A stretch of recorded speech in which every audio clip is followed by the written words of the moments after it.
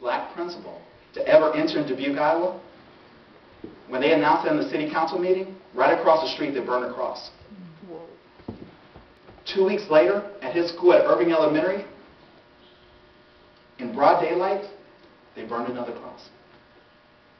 And the local police said, it's just a bunch of good old boys just letting off a bunch of steam. Right? Hey, it is what it is.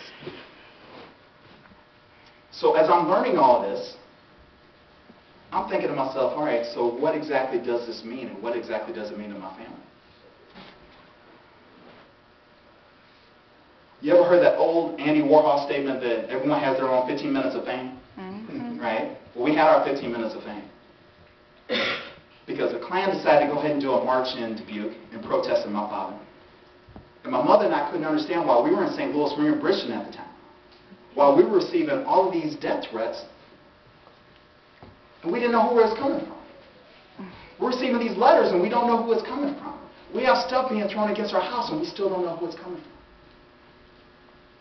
And when the media onslaught started, there was Oprah, there was Donahue, there was 2020, Good Morning America, whatever you name it, everybody wanted to talk about what was happening to the Greer family. Here's the problem. When that 15 minutes of fame went away and they went on to the next big topic, we were left to pick up the pieces. I was a 17-year-old black man. I wasn't even a man. I was a 17-year-old kid who was still trying to figure out what college I was going to. Still trying to figure out what girl I was going to date. Still trying to figure out what it meant to be me. And now I'm faced with the fact that my mother is now clinically depressed. I'm faced with the fact that my father's become a workaholic because that was his way of coping with what he had gone through. And I'm faced with the fact that everything that I thought I knew about racism, everything that I thought I knew about being African American, changed just like that. Now all of a sudden I'm looking around and I'm like, wait a minute. It's 1991. I'm going through the same things, and my father's going through the same things that my grandfather went through. And his grandfather went through before that. And I don't have anyone to talk to about it. I would go to my friends and I would say, you know what? How are you doing? And my best friend at the time, his name was Daryl. Man, I'm struggling. My girlfriend broke up with me. But how's everything going with you? I'm good. They just burned a cross yesterday, but I'm good. Right, I'm good. You want to go see a movie? That became my world. And I had no one to process it with. So what did I do? I became introverted. On the exterior, everything looked perfect. On the exterior, I was going to college. I was a great student. I had friends.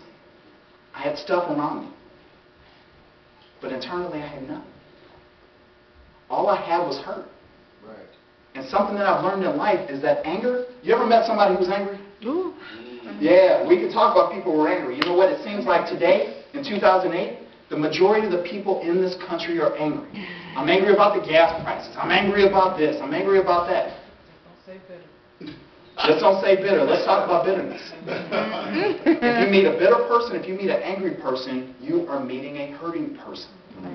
Because anger is nothing more than calcified hurt. You can't get around it. You show me an angry person, I'll show you an incident that caused them hurt, and that hurt has festered in their lives and has become anger. That's what I was. I was walking around every single day with a smile, right? Hey, I'm Jason Greer. How are you?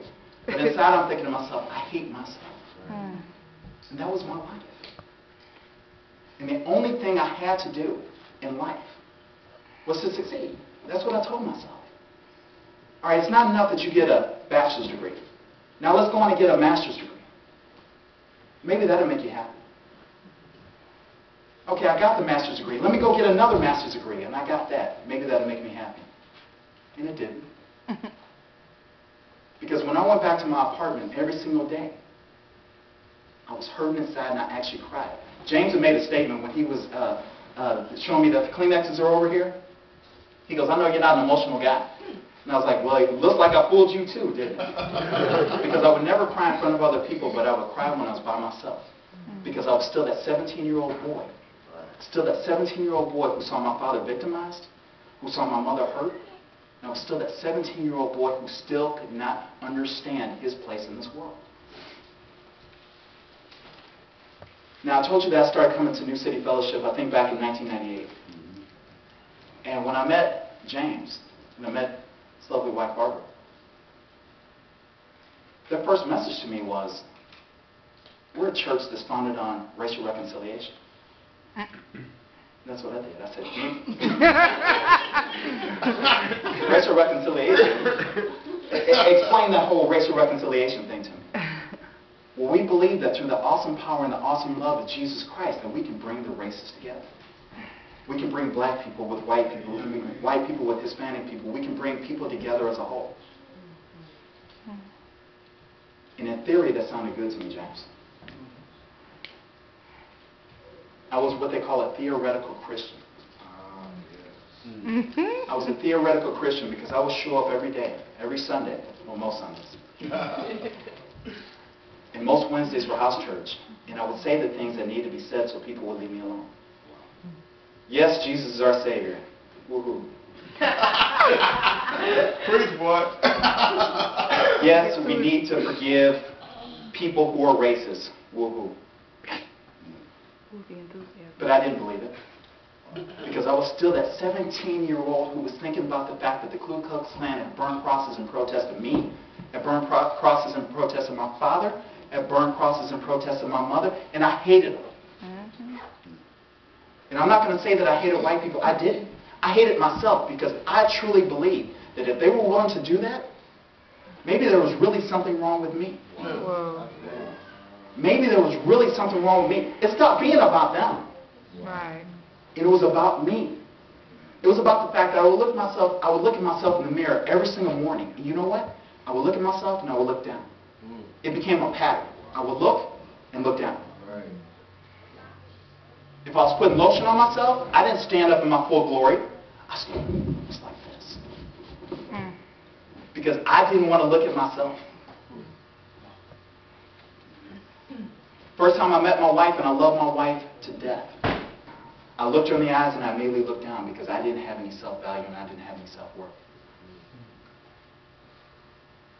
It's so interesting now in these times of these politicians, right? Talking about race, talking about the gender card, talking about this, what does race mean in America? Well, I'm living proof. I'm living proof that if you continue to live your life according to racist beliefs and racist attitudes, you ultimately hurt the people. You ultimately hurt yourself. Because I was dead inside. Started a business in 2005. We saw our first profitable year in 2006, and we've been going strong ever since. I'm driving down the road. I'm in New York City. I have everything a man could ever ask for. I have a family that I love. I have a nice home. I have all of this stuff that people say we need to have, but I hated every single aspect of it, other than my family. So I'm driving down the road, and all I'm thinking to myself is, you know what, God, I'm too much of a coward to kill myself. So why don't you please go ahead and have one of these big rigs hit me so you can take me out, and maybe I can start all over. And maybe when I'm in heaven, if you'll allow me to go to heaven, and I'm sitting in heaven with you, maybe you'll allow me to design the picture-perfect life. Or maybe you'll give me the same life that I had when I was just Jason Greer.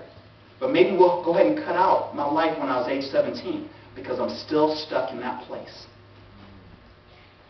I'm 34 now. And I can honestly say it in front of my family, I wanted to die. I wanted to kill myself. I wanted to check out. Because I had come to the end of myself. And the end of myself simply meant this. I had no will to live. I was the walking wounded. And you know, God's an awesome God if y'all haven't figured that out. He is. Because God may not always talk to you directly. He may not just come to you directly and say, Joe, how are you? But He might come to you in dreams. Yeah. He might come to you in visions. Yeah. God might come to you in symbols. Or maybe God might come to you in the Bible. I'll tell you how God came to me. God came to me in the form of a dream. In my dream, I saw my life at age 40.